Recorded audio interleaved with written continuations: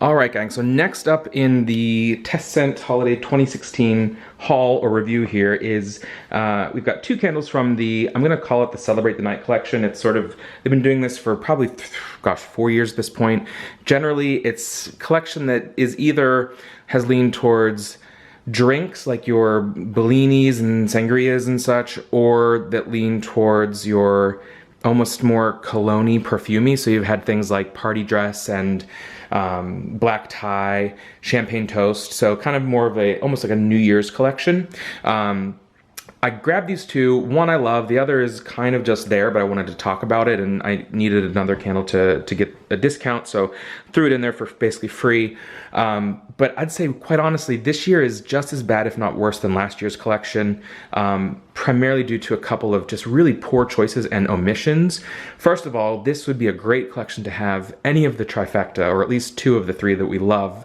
You know, talking on Instagram with the Show 78 and Bronze Blogger about Winter Garland, the best, Vanilla Spice, also the best, and Holly Wreath, which really the first two could easily go in here, whereas Holly Wreath maybe would be more in the outdoors collection, or Merry Mistletoe in this collection. The big thing for me that's missing this year and last year, Cranberry Pear Bellini, very much the sort of a great transitional through holiday into January as an actual kind of celebrate the night, you know, sparkling, effervescent New Year's candle that has fruits in it that are meant to be in winter, like cranberries and pears, with just really nice layers to it. But that wasn't out last year, it wasn't out this year. Last year they had some sort of pomegranate prosecco that I didn't like.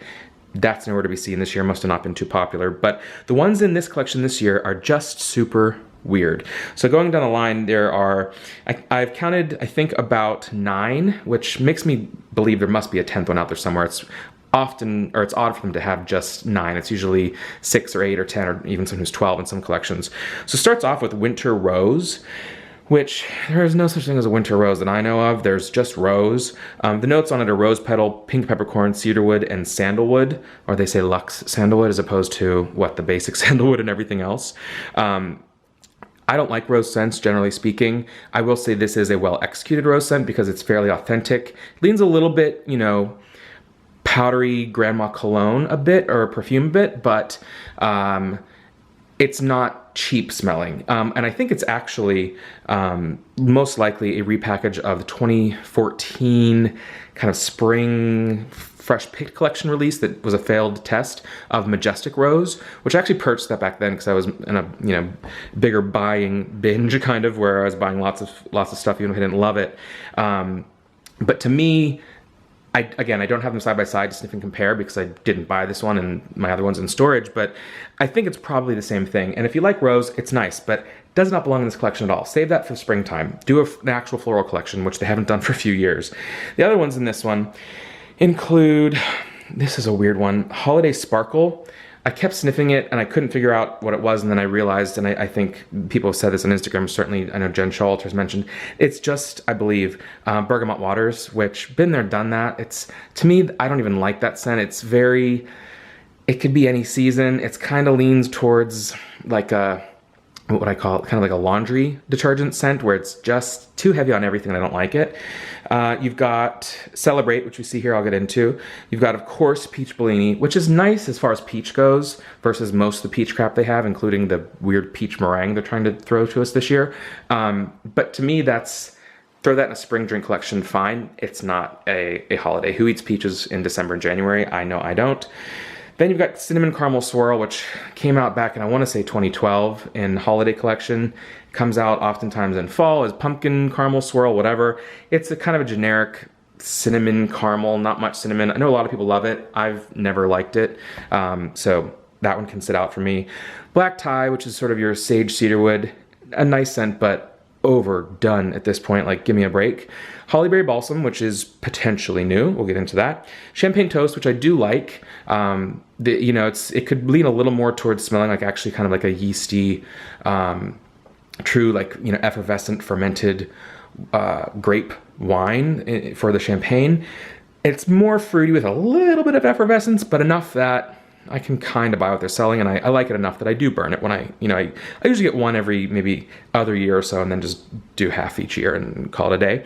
And then the final one in this one, which is again another potentially new, is the Berry Vanilla Bean. I was hoping, I don't know what I was hoping for, an actual sort of winter berry that they've done in the past. They're actually years ago on QVC, Slacken sold, I think, like a winter berry that was darker. It was a darker in scent. It had other notes to it that made it feel a little more wintry to it. This is straight up, I'll leave this to the berry experts out there. I haven't purchased, I purchased years ago berries and cream, and of course the blueberry, whatever the pumpkin blueberry patch or whatever, blueberry pumpkin patch, years ago that I also liked, but I didn't pick up the blueberry twist from the Pop Tails this summer, and I didn't pick up the blueberries and cream, because to me that smelled like blueberries and like body cream in the spring destination or whatever market collection, spring 2016. So it could be one of those. It's just pretty basic. It's all right. It's some berries with some sweet candy vanilla. It's just, it doesn't seem like any sort of fragrance that anyone put really any thought or work into. It's like very off the shelf at Walmart, you know, Glade plug-in, oh, berries and vanilla, artificial, basic B. So not a fan of that one either. So that leaves just two in this collection for me to be at all intrigued by, you know, beyond sort of the champagne toast. Leaves us to Holly Berry Balsam, a bit of a mouthful, and Celebrate, which comes off as really basic, but we'll get into why I purchased it. First, though, let's go through Holly Berry Balsam. And I just realized it's funny. We've got the green mug, and then the red mug, and the green candle, and the red candle. So collection-wise, it could be better, could be worse. It's a little cheap, a little tacky looking. You've got, I know some people are really like wooed and wowed by sparkles and glitter. But, I mean, you know, I love the metallic leaf collection from the fall, but do something more like that. Go all around. Do something a little more unique than just this sticker that sits there with. I'm not a fan of the bow ties. That reads far too girly for me and unnecessary. Just to have a little silver bow on your candle is, to me, stupid. But Holly Berry Balsam, again, this just has sort of a fractal, wouldn't even call it a snowflake, just kind of fractal embossed lid there, which works. And it's actually on two collections, the Celebrate collection and also sort of the Outdoor Conceptual collection. Now the notes on this are pretty straightforward. A winter cranberry as opposed to a summer cranberry. Snow-kissed citrus. So, okay, is it clementine? Is it iced citrus? Something along those lines, perhaps. Blue spruce and fir balsam. So I do appreciate they didn't just say berries and pine adorn the perfect doorway to your home or something like they would have done years ago. We've got cranberry, citrus, spruce, and balsam. Also, I mean, that's in the name, so it's kind of obvious. So a lot of people were wondering, could this possibly be throwback to, surprise, 2011, to Merry Mistletoe. Merry Mistletoe was out then. It may have come out the following year, or I think maybe that year it was only in tests and it was called Winter Wreath. Yeah, 2012 it came out in a white barn called Winter Wreath that I'm not sure if it went wide. Pretty much a repackage. Then maybe in one of these holiday celebrations collections it came back when they had sort of what looked like ribbed glass, just like the spiral around the candle, I think 1 or 2 years ago without lids. Pretty much Merry Mistletoe. And smelling this, let's see. Oh boy, that is so good. Now, I don't have a Merry Mistletoe on me to compare. I do have, I think I still have a 2011. I certainly have the 13 one, or 14. I'm pretty certain on a blind sniff that this is, thankfully, Merry Mistletoe. Merry Mistletoe always had, I don't have the notes in front of me, maybe rely on Bronze Blogger. He's great at researching and pulling out the notes from old candles and doing that sort of initial sniff and compare, or just straight up compare of the notes, which the notes are not always trustworthy, but we do what we can with them. I wish it was a tiny bit stronger. I wouldn't say that it's subdued, but maybe I just need to rub the wax or something. It does have some really kind of potentially crappy wicks. I don't know if you can see. Those are like the thin, long wicks that are likely going to be the ones that droop. But you definitely you've got that cranberry that's your frosted cranberry, but much, much lighter on the cranberry, rightly so. As far as citrus, I'm not sure what citrus is in this. I'm not sure what they claim in Merry Mistletoe. I would probably say like a clementine, maybe even on the border of an orange peel, as opposed to the squeeze of the juice. Just getting like the oil itself. And then as far as the spruce and the fir balsam, the balsam is really, really light in the background. Again, for me, balsam is always the one that whooshes you there. That's the one that is, it's very astringent, almost menthol, strong, outdoorsy note. And then blue spruce is a little softer, a little sweeter. I think it actually may be, if I'm picturing the right tree, actually the softer tree as well, where it's just like the big kind of boughs of needles that are softer and hang kind of lighter than your traditional evergreen. So it balances those two out nicely. There is something in this one that just feels a tiny bit cheaper in that maybe it's, you know, maybe it's some of the, I don't know, some of the pine in there just is hitting as a little bit artificial.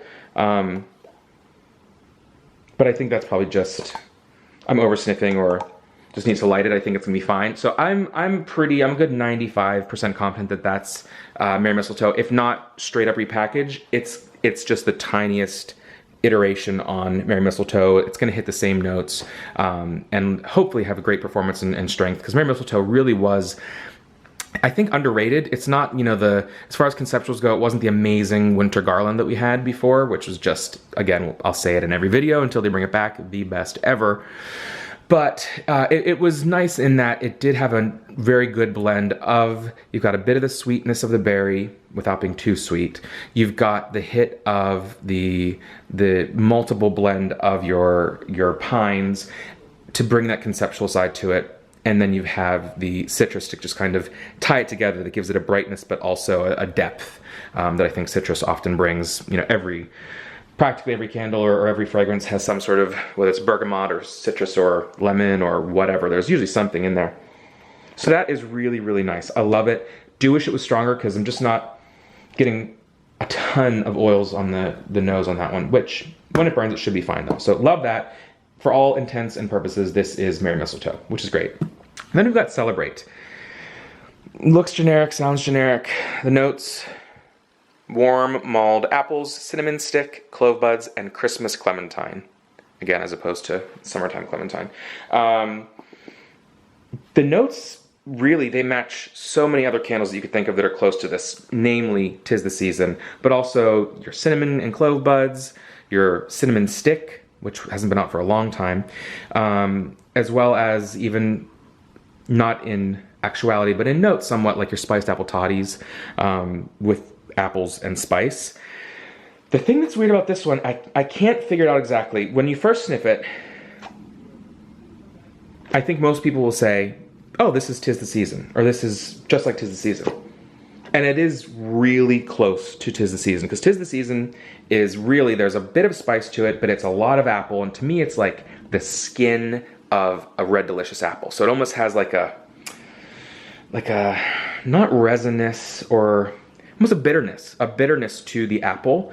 Like almost how you have the bitterness of the pith of an orange peel. Like, you know, you've got some bitter flavonoids in an apple peel, especially if you've got like a thick red delicious. To me, there's a lot of that versus like a sweetness of the juice, or certainly the mold side into the season. And then you've got a really strong kind of resinous pine. A dried pine, not the outdoorsy balsam, but a pine nonetheless that's a very, kind of hits you. And when I smelled this, I thought it was the same, but then I did a side-by-side with 'Tis the Season, and I was like, man, these are actually quite different. Surprisingly different in the sense that when I sniffed this, I thought it would be it, and then I was surprised at how different they were. So to me, the main difference, I think, is the fact that this does not have the pine that you do get in your 'Tis the Season. Sorry, the notes are not showing up there. And this has the clementine. So that was, before I looked at the notes, that was what my nose was telling me was, okay, take out the pine, add in the citrus, and then that's your base is pretty similar as far as the apple and spice side of the candles. I don't know that this is new. I'd be surprised if it's new. If it is, boy, get some more creative noses there, because this is borders on your Walmart collection candles. But I do wonder if it could be the holiday candle from tested back in 2012 or 13 and then went wide, maybe even in this collection. It was kind of boring. I know some people liked it. To me, it was basically like your cinnamon stick, but added, they said bergamot, and to me it had a musty note to it that smelled like grandma's attic Christmas tree or something. I think this could be that coming back. I haven't sniffed that in recently enough to be sure, but it might have a little bit more of the mulled apples in there. I can see it being mulled apples, not so much like the warm apple pie candle that was out in the fall in the White Barn, but in that it's not an apple skin, apple peel, astringent or bitterness. It is more a soft, almost like a heavily spiced applesauce, but throwing in the citrus and throwing in the clove. Let's say equal parts of cinnamon and clove, and cinnamon leans toward the candied red dots or red hots or big red gum cinnamon, which is fine. But yeah, I don't know. I got it because I thought, okay, a lot of my candles in storage, I'll grab some of them, but if I want just a basic holiday general candle to burn, this is fine. Good for layering. Could be layered with something a little more creamy, would work. And again, I needed to grab another candle to hit the limit to use a coupon, and I thought, okay, I like it, it's good enough to get, but not something I would run out to purchase. Not that I would recommend it highly at all. I think there's better versions of it. Certainly, if you want to, the strong apple and pine, go with 'Tis the Season, which is really, in my opinion, one of the perfect transitionals from Thanksgiving to Christmas. It's a great November scent because it does bring in sort of the foodie side of Thanksgiving and fall, like really carries you October through December for me, kind of mixing those, late fall flavors and scents. Or if you like, cinnamon, go with cinnamon clove buds or something more traditionally cinnamon, but this is okay. It is what it is. But that's pretty much it from whatever the Celebrate the Night collection is. Next up, we've got the candles that I purchased the most of from a collection, and the candle collection I enjoy the most generally. These sort of winter, I'm not sure what they're calling it. I'm calling it the Out the Woods collection because it does have the most conceptual and sort of outdoorsy scents, which are most of the ones that are up my alley. So we'll do that, and then I'll throw one more candle onto that as well from the White Barn Core collection with the colored glass and talk through that. And please do comment below. Check out facebook.com/TouchTheFireTwice. Also follow us over at thegentlemannextdoor.com. And until next time, take care.